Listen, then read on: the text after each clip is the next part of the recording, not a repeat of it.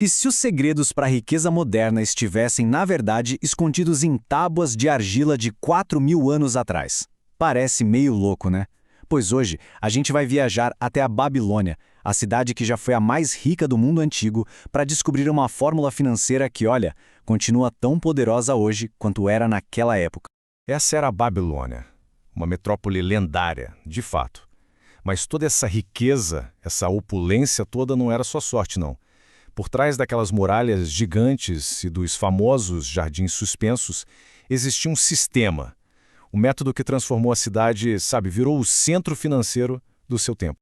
E no coração dessa fórmula toda tinha um cara chamado Arcade, simplesmente o homem mais rico da Babilônia.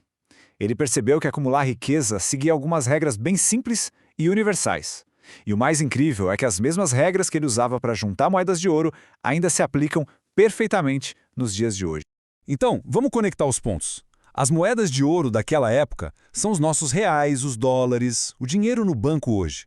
A tecnologia mudou, a moeda mudou, mas os princípios humanos para construir um patrimônio, esses continuam iguaizinhos. A fórmula da Babilônia é um caminho que atravessou o tempo e que a gente pode seguir. E o alicerce de toda essa filosofia, a primeira e, sem dúvida, a mais famosa regra de Arcade, é uma virada de chave, uma mudança radical de perspectiva. O núcleo da primeira regra é esse número aí. Simples, mas poderoso, 10%. Pode parecer pouco, mas é exatamente aqui que a mágica da fórmula começa a acontecer. A ideia é uma mudança total de mentalidade. Pensa só, antes de pagar o aluguel, as contas, o mercado, uma parte do dinheiro já tem um dono, o próprio futuro de quem o ganhou. O Arcade ensinava que, de cada 10 moedas, a primeira pertence a quem ralou para ganhar. A lógica aqui é brilhante de tão simples. Se alguém paga todas as contas primeiro e só depois vai ver o que sobrou para guardar, na maioria das vezes não sobra nada. Isso significa, na prática, trabalhar para os outros. Agora, ao guardar a primeira moeda, a pessoa está, antes de tudo, trabalhando para si mesma.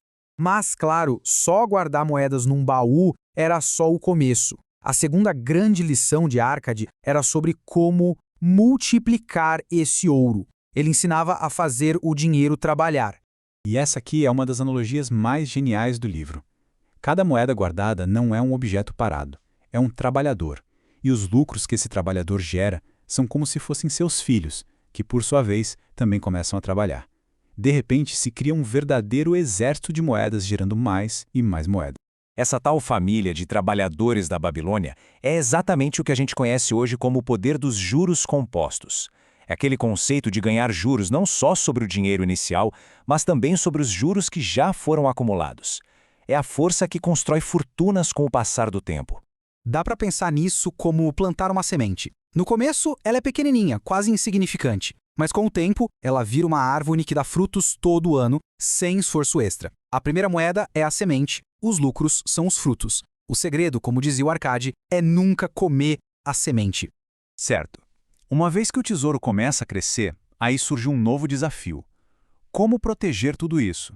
Porque, veja bem, acumular é uma parte da jornada, mas garantir que esse patrimônio não desapareça é tão crucial quanto. O livro nos dá um alerta bem direto através de uma história. É um conto sobre um homem que seguiu as 2 primeiras regras direitinho, juntou suas economias, mas perdeu tudo por causa de um erro fatal. O erro dele foi confiar o dinheiro a um fabricante de tijolos para negociar joias raras numa terra distante.